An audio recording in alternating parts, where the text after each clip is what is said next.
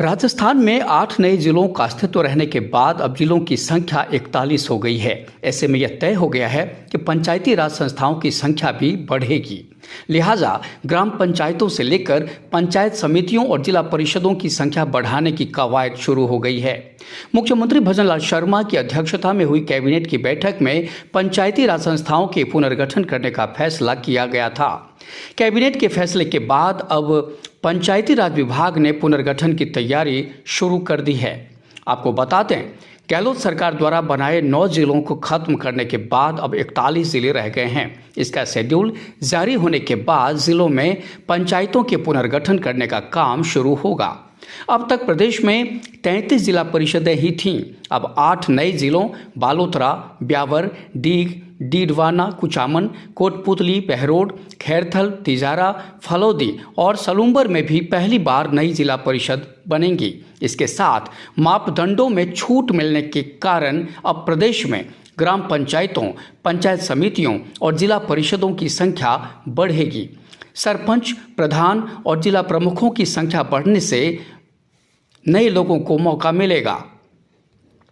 नई ग्राम पंचायत और पंचायत समिति बनाने के मापदंड में छूट मिलने के कारण अब प्रदेश में पंचायत और पंचायत समितियों की संख्या बढ़ना भी तय है। अब 40 की जगह 25 ग्राम पंचायतों पर पंचायत समिति बनेगी। सामान्य इलाकों में 2019 में कम से कम 4000 और अधिकतम 6500 जनसंख्या पर एक पंचायत बनती थी। इसे अब 4000 की जगह 3000 और 6500 की जगह 5500 कर दिया है। अब 3000 की आबादी पर एक पंचायत बनाने की प्रक्रिया शुरू हो सकती है। सामान्य जिलों के अलावा रेगिस्तानी और आदिवासी जिलों में 2000 की आबादी पर एक ग्राम पंचायत बनेगी। नई एक पंचायत समिति बनाने के मापदंड भी बदल दिए गए हैं। पहले 40 ग्राम पंचायत पर एक पंचायत समिति बनती है। अब 40 के स्थान पर 25 ग्राम पंचायत पर ही एक पंचायत समिति बन सकेगी। पंचायती राज संस्थाओं के पुनर्गठन के फैसले से वन स्टेट वन इलेक्शन का रास्ता साफ हो गया है। प्रदेश में पंचायती राज संस्थाओं और शहरी निकायों को एक साथ चुनाव करवाने में उनका 5 साल का कार्यकाल होते ही चुनाव करवाने की बाध्यता सबसे बड़ी बाधा थी। विशेष परिस्थितियों को छोड़कर चुनाव टाले नहीं जा सकते। प्रदेश की 6789 पंचायतों के जनवरी में चुनाव करवाने हैं और उनका कार्यकाल पूरा हो रहा है। एक साथ चुनाव करवाने के लिए इनके चुनाव करीब 6 से 8 महीने तक टालने होंगे। अब पंचायतों के पुनर्गठन करने के फैसले के बाद सरकार के पास कानूनी तर्क मिल गया है। पुनर्गठन का हवाला देकर जनवरी के चुनाव टाल दिए जाएंगे। कोर्ट भी अब इस तर्क को स्वीकार करता रहा है।